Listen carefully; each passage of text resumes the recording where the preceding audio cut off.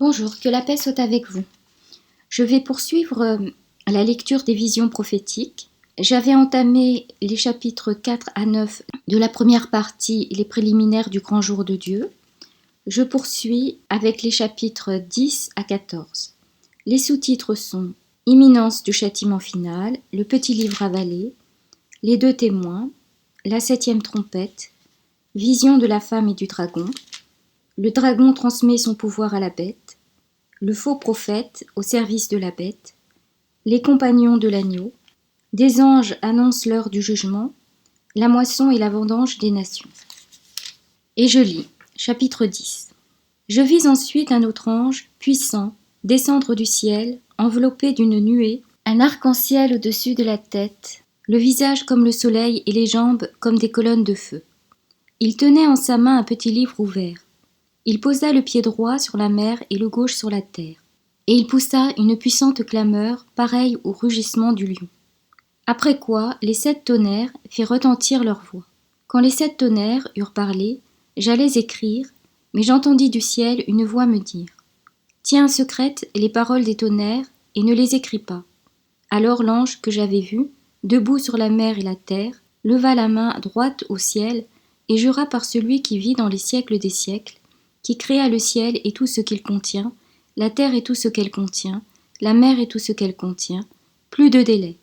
Mais au jour où l'on entendra le 7e ange, quand il sonnera de la trompette, alors sera consommé le mystère de Dieu, selon la bonne nouvelle qu'il en a donnée à ses serviteurs, les prophètes. Puis la voix du ciel, que j'avais entendue, me parla de nouveau. Va prendre le petit livre ouvert dans la main de l'ange debout sur la mer et sur la terre. Je m'en fus alors prier l'ange de me donner le petit livre, et il me dit « Tiens, mange-le. Il te remplira les entrailles d'amertume, mais en ta bouche il aura la douceur du miel. » Je pris le petit livre de la main de l'ange et l'avalai. Dans ma bouche il avait la douceur du miel, mais quand je l'eus mangé, il remplit mes entrailles d'amertume.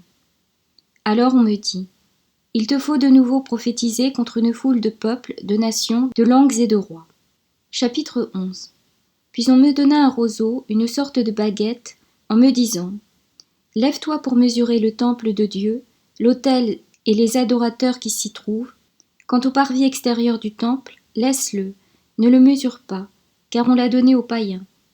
Ils fouleront la ville sainte durant 42 mois, mais je donnerai à mes 2 témoins de prophétiser pendant 1260 jours, revêtus de sacs. Ce sont les 2 oliviers et les 2 flambeaux qui se tiennent devant le maître de la terre. Si l'on s'avisait de les malmener, un feu jaillirait de leur bouche pour dévorer leurs ennemis. Oui, qui s'aviserait de les malmener, c'est ainsi qu'il faudrait périr. Ils ont pouvoir de clore le ciel afin que nulle pluie ne tombe durant le temps de leur mission. Ils ont aussi pouvoir sur les eaux, de les changer en sang, et pouvoir de frapper la terre de 1000 fléaux, aussi souvent qu'ils le voudront. Mais quand ils auront fini de rendre témoignage, la bête qui surgit de l'abîme viendra guerroyer contre eux, les vaincre et les tuer. Et leurs cadavres, sur la place de la grande cité, Sodome ou Égypte comme on l'appelle symboliquement, là où leur Seigneur aussi fut crucifié, leurs cadavres demeurent exposés au regard des peuples, des races, des langues et des nations, durant 3 jours et demi, sans qu'il soit permis de les mettre au tombeau. Les habitants de la terre s'en réjouissent et s'en félicitent, mais, passés les 3 jours et demi, Dieu leur insuffla un souffle de vie qui les remit sur pied, au grand effroi de ceux qui les regardaient. J'entendis alors une voix puissante leur crier du ciel « Montez-y !» Ils montèrent donc au ciel dans la nuée, aux yeux de leurs ennemis. À cette heure-là, il se fit un violent tremblement de terre, et le 10e de la ville croula, et dans le cataclysme périrent 7000 personnes. Les survivants, saisis d'effroi, rendirent gloire au Dieu du ciel. Le 2e malheur a passé. Voici que le 3e accourt. Et le 7e ange sonna. Alors, au ciel, des voix clamèrent. La royauté du monde est acquise à notre Seigneur ainsi qu'à son Christ. Il régnera dans les siècles des siècles. Et les 24 vieillards qui sont assis devant Dieu, sur leur siège, se prosternèrent pour adorer Dieu en disant « Nous te rendons grâce, Seigneur, Dieu, Maître de tout. Il est et il était. Parce que tu as pris en main ton immense puissance pour établir ton règne. Les nations s'étaient mises en fureur. Mais voici ta fureur à toi, et le temps pour les morts d'être jugés. le temps de récompenser tes serviteurs les prophètes, les saints, et ceux qui craignent ton nom, petits et grands, et de perdre ceux qui perdent la terre. » Alors s'ouvrit le temple de Dieu, dans le ciel, et son arche d'alliance apparut dans le temple, puis ce furent des éclairs et des voix et des tonnerres, et un tremblement de terre, et la grêle tombait drue. Chapitre 12. Un signe grandiose apparut au ciel. Une femme. Le soleil l'enveloppe, la lune est sous ses pieds, et 12 étoiles couronnent sa tête. Elle est enceinte et crie dans les douleurs et le travail de l'enfantement. Puis un second signe apparut au ciel. Un énorme dragon rouge feu, à 7 têtes et 10 cornes, chaque tête surmontée d'un diadème. Sa queue balaie le tiers des étoiles du ciel et les précipite sur la terre. En arrêt devant la femme en travail, le dragon s'apprête à dévorer son enfant aussitôt né. Or la femme mit au monde un enfant mâle, celui qui doit mener toutes les nations avec un sceptre de fer. Et son enfant fut enlevé jusqu'auprès de Dieu et de son trône, tandis que la femme s'enfuyait au désert, où Dieu lui a ménagé un refuge, pour qu'elle y soit nourrie 1260 jours. Alors il y eut une bataille dans le ciel, Michel et ses anges combattirent le dragon, et le dragon riposta, avec ses anges, mais ils eurent le dessous et furent chassés du ciel. On le jeta donc, l'énorme dragon, l'antique serpent, le diable ou le Satan, comme on l'appelle, le séducteur du monde entier. On le jeta sur la terre, et ses anges furent jetés avec lui. Et j'entendis une voix clamer dans le ciel, « Désormais, la victoire, la puissance et la royauté sont acquises à notre Dieu, et la domination à son Christ, puisqu'on a jeté bas l'accusateur de nos frères, celui qui les accusait jour et nuit devant notre Dieu. Mais eux l'ont vaincu par le sang de l'agneau, et par la parole dont ils ont témoigné, car ils ont méprisé leur vie jusqu'à mourir. Soyez donc dans la joie, vous, les cieux et leurs habitants. Malheur à vous, la terre et la mer, car le diable est descendu chez vous, frémissant de colère et sachant que ses jours sont comptés. » Se voyant rejeté sur la terre, le dragon se lança à la poursuite de la femme, la mère de l'enfant mâle. Mais elle reçut les 2 ailes du grand aigle pour voler au désert, jusqu'au refuge où, loin du serpent, elle doit être nourrie un temps et des temps et la moitié d'un temps. Le serpent vomit alors de sa gueule comme un fleuve d'eau derrière la femme pour l'entraîner dans ses flots. Mais la terre vint au secours de la femme, ouvrant la bouche, elle engloutit le fleuve vomi par la gueule du dragon. Alors, furieux contre la femme, le dragon s'en alla guerroyer contre le reste de ses enfants, ceux qui gardent les commandements de Dieu et possèdent le témoignage de Jésus. Et je me tins sur la grève de la mer. Chapitre 13. Alors je vis surgir de la mer une bête, ayant 7 têtes et 10 cornes, sur ses cornes 10 diadèmes, et sur ses têtes des titres blasphématoires. La bête que je vis ressemblait à une panthère, avec les pattes comme celles d'un ours et la gueule comme une gueule de lion. Et le dragon lui transmit sa puissance et son trône et un pouvoir immense. L'une de ses têtes paraissait blessée à mort, mais sa plaie mortelle fut guérie. Alors, émerveillée, la terre entière suivit la bête. On se prosterna devant le dragon, parce qu'il avait remis le pouvoir à la bête, et l'on se prosterna devant la bête en disant « Qui égale la bête, et qui peut lutter contre elle ?» On lui donna de proférer des paroles d'orgueil et de blasphème, on lui donna pouvoir d'agir durant 42 mois. Alors elle se mit à proférer des blasphèmes contre Dieu, à blasphémer son nom et sa demeure, ceux qui demeurent au ciel. On lui donna de mener campagne contre les saints et de les vaincre, on lui donna pouvoir sur toute race, peuple, langue ou nation. Et ils l'adoreront, tous les habitants de la terre, dont le nom ne se trouve pas écrit dès l'origine du monde, dans le livre de la vie de l'agneau égorgé. Celui qui a des oreilles, qu'il entende. Les chaînes pour qui doit être enchaîné, la mort par le glaive pour qui doit périr par le glaive. Voilà qui fonde l'endurance et la confiance des saints.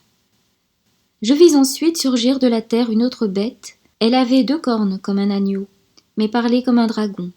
Au service de la première bête, elle en établit partout le pouvoir, amenant la terre et ses habitants à adorer cette première bête, dont la plaie mortelle fut guérie. Elle accomplit des prodiges étonnants, jusqu'à faire descendre, aux yeux de tous, le feu du ciel sur la terre, et, par les prodiges qui lui a été donné d'accomplir au service de la bête, elle fourvoie les habitants de la terre, leur disant de dresser une image en l'honneur de cette bête qui, frappée du glaive, a repris vie. On lui donna même d'animer l'image de la bête pour la faire parler, et de faire en sorte que fussent mis à mort tous ceux qui n'adoreraient pas l'image de la bête. Par ces manœuvres, tous petits et grands, riches ou pauvres, libres et esclaves, se feront marquer sur la main droite ou sur le front, et nul ne pourra rien acheter ni vendre s'il n'est marqué au nom de la bête et au chiffre de son nom. C'est ici qu'il faut de la finesse, que l'homme doué d'esprit calcule le chiffre de la bête, c'est d'un chiffre d'homme, son chiffre c'est 666. Chapitre 14. Puis voici que l'agneau apparut à mes yeux, il se tenait sur le mont Sion, avec 144 milliers de gens portant inscrit sur le front son nom et le nom de son père. Et j'entendis un bruit venant du ciel, comme le mugissement des grandes eaux, ou le grondement d'un orage violent, et ce bruit me faisait songer à des joueurs de harpe touchant de leurs instruments. Ils chantent un cantique nouveau devant le trône et devant les 4 vivants et les 4 vieillards. Et nul ne pouvait apprendre le cantique, hormis les 104 milliers, les rachetés de la terre. Ceux-là, ils ne se sont pas souillés avec des femmes, ils sont vierges, ceux-là suivent l'agneau partout où il va. Ceux-là ont été rachetés d'entre les hommes, comme prémices pour Dieu et pour l'agneau. Jamais leur bouche ne connut le mensonge, ils sont immaculés.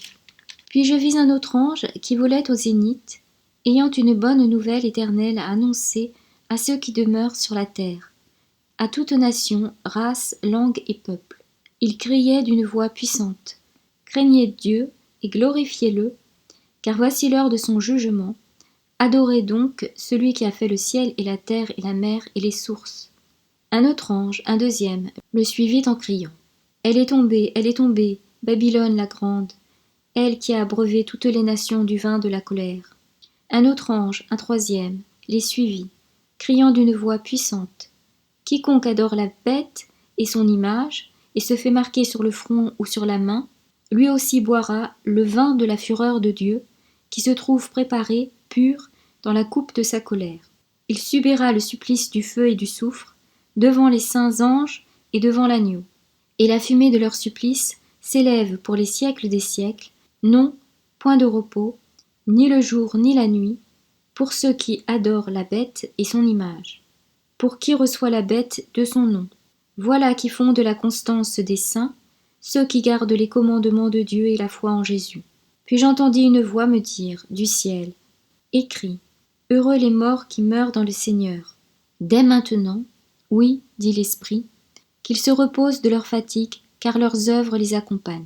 Et voici qu'apparut à mes yeux une nuée blanche, et sur la nuée était assis comme un fils d'homme, ayant sur la tête une couronne d'or et dans la main une faucille aiguisée. Puis un autre ange sortit du temple et cria d'une voix puissante à celui qui était assis sur la nuée. Jette ta faucille et moissonne, car c'est l'heure de moissonner. La moisson de la terre est mûre. Alors celui qui était assis sur la nuée jeta sa faucille sur la terre, et la terre fut moissonnée. Puis un autre ange sortit du temple, au ciel, tenant également une faucille aiguisée, et un autre ange sortit de l'autel. L'ange préposé au feu et cria d'une voix puissante à celui qui tenait la faucille, jette ta faucille aiguisée, vendange les grappes dans la vigne de la terre, car ses raisins sont mûrs. L'ange, alors, jeta sa faucille sur la terre, et il en vendangea la vigne, et versa le tout dans la cuve de la colère de Dieu, cuve immense. Puis on la foula hors de la ville, et il en coula du sang qui monta jusqu'aux morts des chevaux, sur une étendue de 1600 stades.